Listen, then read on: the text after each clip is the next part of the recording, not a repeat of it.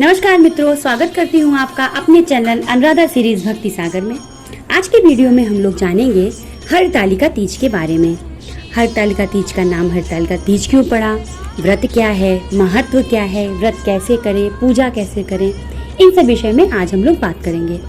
तो अगर आपने मेरे चैनल को अभी तक सब्सक्राइब नहीं किया है तो प्लीज़ मेरे चैनल को सब्सक्राइब करें और बेल आइकन को ज़रूर से ज़रूर दबा दें, जिससे मेरे आगे आने वाली वीडियो की नोटिफिकेशन आप लोगों तक पहुंचती रहे। तो सबसे पहले हम लोग जानते हैं हरतालिका तीज का नाम हरतालिका तीज क्यों पड़ा। हरतालिका दो शब्दों से बना है, हरित और तालिका। हरित का अर्थ होता है हरण करना और तालिका का अर्थ होता है सखी। यह पर्व भाद्रपद की शुक्ल तृतीया को मनाया जाता है, जिस कारण इसे तीज कहते हैं। इस व्रत को हरतालिका तीज इसलिए कहा जाता है, ऐसा कहा जाता है कि हरतालिका तीज के दिन माता पार्वती को उनकी सखियों ने पिता के घर से हरण कर लिया था और हरण करके जंगल में ले गई थी, जिस वजह से माता पार्वती ने उस दिन व्रत किया था, इसलिए इस तिथि का नाम हरतालिका तीज पड़ा। हरतालिका तीज सुहागिन महिलाओं के लिए महत्वपूर्ण पर्व माना जाता है। इस दिन महिलाएं अखंड सौभाग्य और अपने वैवाहिक जीवन को सुखी बनाने के लिए व्रत रखती हैं। हिंदू पंचांग के अनुसार हरतालिका तीज व्रत भाद्रपद शुक्ल पक्ष के तृतीया को हर साल रखा जाता है। इस व्रत में महिलाएं माता गौरी से सौभाग्यवती होने का आशीर्वाद मांगती हैं। दरअसल यह व्रत निर्जल रखा जाता है, इसी कारण से यह व्रत कठिन व्रतों में से एक माना जाता है। वहीं कुंवारी कन्याएं भी हरतालिका तीज का व्रत रखती हैं। उनके द्वारा यह व्रत सुयोग्य वर की प्राप्ति के लिए रखा जाता है। हरतालिका तीज व्रत के लिए मायके से महिलाओं के लिए श्रृंगार का सामान, मिठाई, फल, कपड़े आदि भेजे जाते हैं। तो आइए जानते हैं कि हरतालिका तीज का क्या है महत्व। महत्व जानने से पहले हम लोग ये जानेंगे कि हरतालिका तीज व्रत क्या है। पंचांग के अनुसार हर साल भाद्रपद मास के शुक्ल पक्ष की तीज को यह व्रत रखा जाता है। इस दिन महिलाओं के मायके से श्रृंगार का सामान, मिठाई, फल आदि आता है, जैसे कि मैंने पहले आप लोगों को बताया। इस दिन महिलाएं सारा दिन बिना कुछ भी ग्रहण किए हुए निर्जला व्रत रखती हैं। इस दिन व्रत करने वाली स्त्रियां सूर्योदय से पूर्व ही उठ जाती हैं और नहा धोकर नए वस्त्र पहनती हैं और पूरा 16 श्रृंगार करती हैं। कई जगह पूजन के लिए केले के पत्तों से मंडप बनाकर पूजा के लिए महिलाएं भगवान शिव, माता पार्वती और गणेश जी की मूर्ति कच्ची मिट्टी से तैयार करती हैं। बहुत सारी महिलाएं घर में पूजा करती हैं, यानी मिट्टी लाकर गणेश भगवान की प्रतिमा बनाती हैं और शिव भगवान की प्रतिमा को बनाती हैं, उसके बाद पूजा करती हैं। और कई महिलाएं ऐसी हैं जो मिट्टी लाकर और भगवान की मूर्ति नहीं बना पाती हैं, तो वो लोग मंदिर में जाके पूजा करती हैं। उसके बाद मंडप में माता पार्वती, गणेश जी और भगवान शिव की प्रतिमा स्थापित कर विधिवत पूजा की जाती है। इसके साथ ही पार्वती जी को सुहाग का सारा सामान चढ़ाया जाता है। इस व्रत में 8 पहर का पूजन करने का विधान है। रात में महिलाएं जगती हैं, भजन करती हैं, कीर्तन करती हैं। उसके बाद अगले दिन व्रत का पारण किया जाता है। अगले दिन व्रत का पारण सुबह 3 बजे महिलाएं पूजा करके, उसके बाद भगवान का पूजन करने के बाद श्रृंगार का सामान ब्राह्मणों को दान देती हैं। उसके बाद ही व्रत का उद्यापन करने की ऐसी प्रथा है। तो अलग अलग जगहों पे अलग अलग तरह से हरतालिका तीज मनाई जाती है। और हरतालिका तीज हो या फिर करवा, जैसे करवा का व्रत होता है, करवा चौथ का, तो ये दोनों व्रत ऐसा व्रत है कि इसमें आपके परिवार के हिसाब से व्रत रखा जाता है। मतलब आपके परिवार में कैसा इसका महत्व है, किस तरह से रहा जाता है। बहुत सारी महिलाएं घर में करती हैं व्रत, बहुत सारी महिलाएं पूजा बाहर जाके करती हैं। तो आपके घर में जैसी आपकी सास हैं, आपकी दादी सास हैं, जो जैसा करता है उस तरह से आपको देखकर करना चाहिए। और इस दिन आपको कोशिश ये करनी है कि आप पूजा के समय जो भी वस्त्र पहने वो लाल हो और सारे जो भी आप वस्त्र पहन रही हैं वो सारे नए हों। ऐसा नहीं है कि आपने वो वस्त्र पीरियड में पहना है तो वो वस्त्र आपको नहीं पहनने हैं। कोशिश करिए कि लाल वस्त्र पहनिए, पूरे अच्छे से तैयार होइए, पैरों में महावर लगाकर तैयार होइए, हाथों में मेहंदी लगी होनी चाहिए, 16 श्रृंगार करके महिलाओं को तैयार होना चाहिए। अब हम लोग जानते हैं हरतालिका तीज का क्या महत्व है। हरतालिका तीज के दिन माता पार्वती और भगवान शिव की विधि विधान से पूजा की जाती है। हरतालिका तीज व्रत करने से पति को लंबी आयु प्राप्त होती है। मानता है इस व्रत को करने से कुंवारी कन्याओं को सुयोग्य वर की प्राप्ति होती है। बहुत सारी कुंवारी कन्याएं ऐसी हैं जो अच्छे पति के लिए, अच्छे परिवार के लिए व्रत रहती हैं और रखना भी चाहिए। लेकिन आपको इस बात का ध्यान रखना है कि यह एक ऐसा व्रत है जिसे कोई भी कुंवारी कन्याएं या फिर विवाहित महिलाएं अगर रहती हैं तो आपको इसको फिर जीवन भर रहना है। आपको ऐसा नहीं कि आपने इस साल रहा फिर आपने अगले साल इस व्रत को छोड़ दिया, ऐसा आप लोगों को नहीं करना है। यह एक ऐसा व्रत है जिसको अगर आपने एक बार संकल्प ले लिया तो आपको यह जीवन भर रहना है। और बहुत सारी महिलाएं इस व्रत को इसलिए भी रहती हैं कि संतान सुख भी इससे मिलता है, ऐसा कहा जाता है। तो फिर इस व्रत को सारी महिलाएं कर सकती हैं और इस व्रत को करने से आपका पति अच्छा होता है, पति की लंबी आयु होती है और परिवार में सुख होता है। और खासकर यह व्रत महिलाएं अपने पति की लंबी आयु के लिए रखती हैं, जिस तरह से करवा चौथ का व्रत रखा जाता है। इस दिन सुहागन महिलाएं 16 श्रृंगार करती हैं, अच्छे से तैयार होकर तभी यह व्रत करती हैं। अब हम लोग जानेंगे हरतालिका तीज की पूजन सामग्री। हरतालिका तीज में आपको जो पूजा आपको करनी है उसकी क्या है सामग्री। तो आपको सबसे पहले चाहिए एक थाली चाहिए। आप पीतल की थाली ले लीजिए, तांबे की थाली ले लीजिए या फिर परात ले लीजिए, जिसमें आप शिव जी की और माता पार्वती की मूर्ति को रख के आप उसमें पूजा करेंगी। क्योंकि हमें उस दिन अगर आपने मूर्ति बनाई है या फिर शिवलिंग बनाई है तो हम लोगों को पंचामृत से अभिषेक करना होता है। तो उसके लिए हमको कोई परात चाहिए, बड़ा थारा होना चाहिए, ऐसा हमको कुछ चाहिए। उसके बाद हम लोगों को एक चौकी चाहिए जिसपे हम भगवान जी को स्थापित करेंगे और चौकी को ढकने के लिए एक पीला या नारंगी कपड़ा चाहिए। इस बात का आप लोग ध्यान रखिए कि कोई भी पूजा होती है उसमें हम लोगों को लाल या पीला कपड़ा ही चाहिए। और उसके बाद हम लोगों को चाहिए भगवान की मूर्ति बनाने के लिए मिट्टी चाहिए। अगर आप मिट्टी नहीं ला पा रहे हैं, मूर्ति नहीं बना पा रहे हैं, तो आप लोगों को क्या करना है कि बाज़ार में मूर्ति मिलती है, शिव जी और पार्वती माता की मूर्तियाँ मिलती हैं, आप वो लेकर चले आइए। अगर आप लोग वो भी नहीं करना चाहते, जैसी आपके घर में रीति हो, परंपरा हो, उसके हिसाब से आप मंदिर में जाकर भी पूजा कर सकती हैं।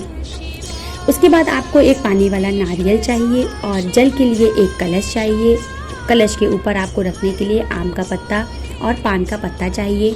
देसी घी चाहिए दीपक जलाने के लिए, अगरबत्ती होना चाहिए, धूप बत्ती होना चाहिए, रुई होनी चाहिए, सुपारी हमको 2 चाहिए, केले का पत्ता होना चाहिए। उसके बाद आपको दक्षिणा जो देनी है 11, 51 जो भी आपकी यथाशक्ति हो वो देना चाहिए।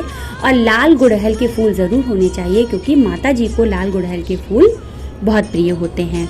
और हम लोगों को चाहिए घास, दूर्वा की घास चढ़ाने के लिए चाहिए क्योंकि हम लोग गणेश भगवान की भी पूजा करते हैं और गणेश भगवान को दूर्वा अधिक प्रिय है। और भोलेनाथ को चढ़ाने के लिए हमें चाहिए बेलपत्र चाहिए, धतूरा, फूल, सफ़ेद फूल मिल जाए, शमी के पत्ते मिल जाएं, उसके बाद चंदन चाहिए, जनेऊ चाहिए। जैसा आपके घर में आपके सास करती हैं या फिर आपकी मम्मी जो भी आपकी माता जी हैं वो जिस हिसाब से पूजा की सामग्री आपको बताएं वो आप ले सकती हैं। मैंने इसमें अपने हिसाब से आप लोगों को बताया है।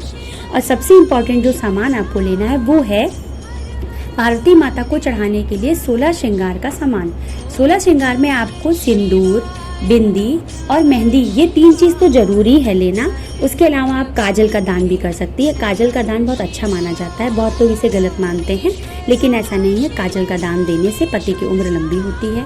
आप मेहंदी, काजल, सिंदूर, बिंदी, कुमकुम, चूड़ी, बिछिया पायल आपकी यथाशक्ति हो सकती है, कंघी है, आभूषण जो आप लेना चाहें। और आप कोई ना कोई कपड़ा ज़रूर लें, वस्त्र का दान ज़रूर करना चाहिए।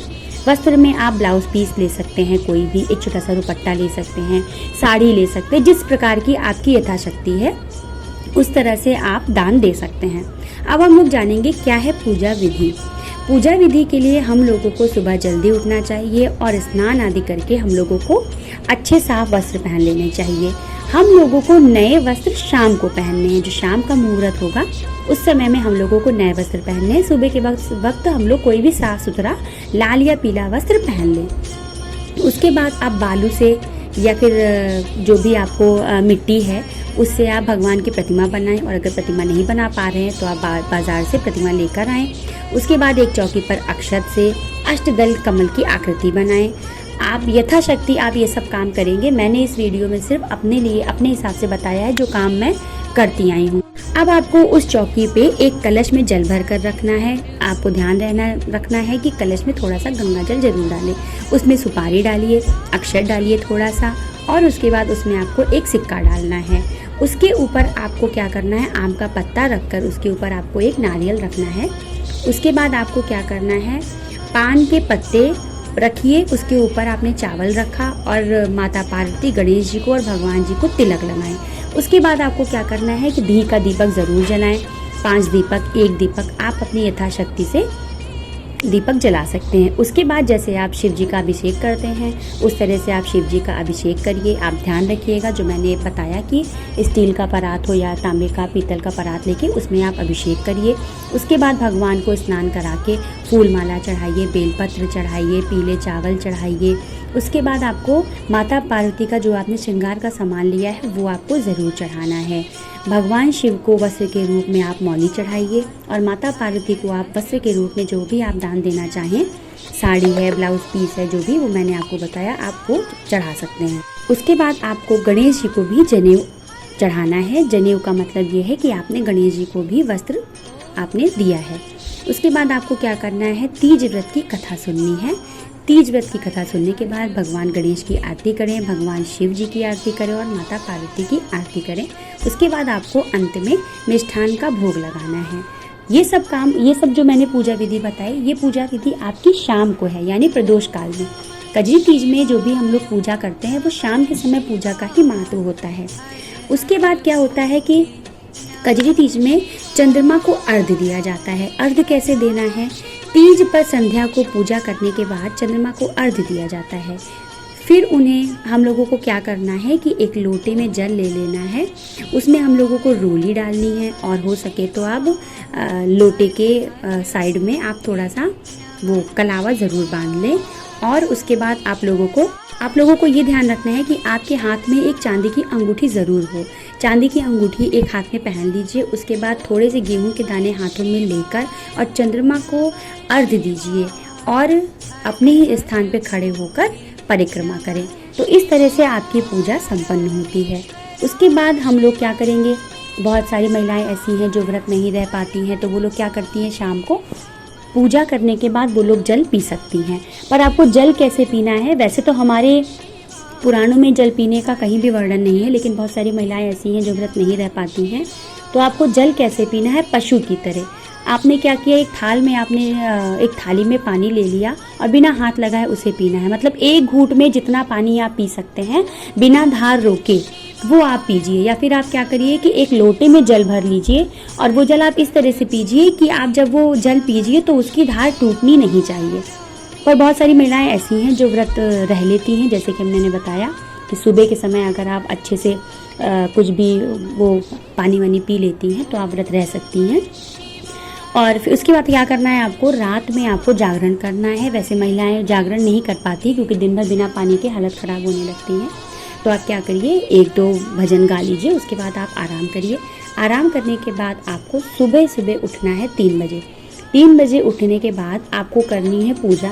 फिर से आपने जो भगवान की पूजा करी थी, जो भी मूर्ति वगैरह है, आप स्नान करिए। स्नान आदि करके अच्छे वस्त्र पहन के सुलह श्रृंगार करके तैयार होने के बाद आपने जो पूजा करी है और जो शिव जी की आपने पूजा करी है, जो भी आपको क्या करना है, वो सारी चीज़ें आपको विसर्जित करनी है। विसर्जित करने के बाद आपको फिर से एक जगह पे 16 श्रृंगार का सामान रखना है और भगवान शिव के लिए एक वस्त्र निकालना है। उसमें आप सफ़ेद धोती ले सकते हैं, अंगोछा ले सकते हैं, यथाशक्ति आप दान कर सकते हैं। दान करने के लिए कोई नियम नहीं है, आप अपने परिवार के हिसाब से, आप अपनी सास से, अपनी मम्मी से पूछ लीजिए, जैसा वो दान करती आई हैं वैसा करिए, या आपकी सामर्थ्य के हिसाब से आप दान कर सकती हैं। उसके बाद आपको क्या करना है कि आपने जितना भी आपने सामान भगवान को चढ़ाया था वो सारा आपको विसर्जित करना है। जो भी श्रृंगार का सामान था उसमें से थोड़ा सा सिंदूर और चूड़ी आपको अपने पास रख लेनी है। और उसके बाद आपको क्या करना है कि शिव जी को और माता पार्वती के नाम से आपको दान देना है। दान देकर घर आइए। घर आने के बाद ही आपको व्रत का पारण करना है। अगले दिन सुबह ही ये सब काम आपको करना है और उसके बाद आप क्या करिए, व्रत का पारण करने से पहले आप अपने घर में अपने बड़े बूढ़ों का आशीर्वाद लीजिए। जैसे भी आपके घर में आपकी सास हैं, ससुर हैं, पति का आशीर्वाद लीजिए। सबका आशीर्वाद लेना बहुत ज़रूरी है। तो मैं आप लोगों को फिर से बता दूं कि इस साल हरतालिका तीज का व्रत 30 अगस्त 2022 को रखा जाएगा। इस दिन सुबह 6:30 बजे से लेकर 8:33 तक पूजा का शुभ मुहूर्त रहेगा, जबकि शाम को 6:33 रात 8:51 तक प्रदोष काल रहेगा। आशा करती हूँ आप लोगों को मेरा वीडियो अच्छा लगा होगा, ये जानकारी अच्छी लगी होगी। और अभी तक आपने मेरे चैनल को सब्सक्राइब नहीं किया है तो प्लीज़ मेरे चैनल को सब्सक्राइब करें और ज़्यादा से ज़्यादा लोगों में यह वीडियो शेयर करें। मिलते हैं मेरे नेक्स्ट वीडियो में। जय भोलेनाथ।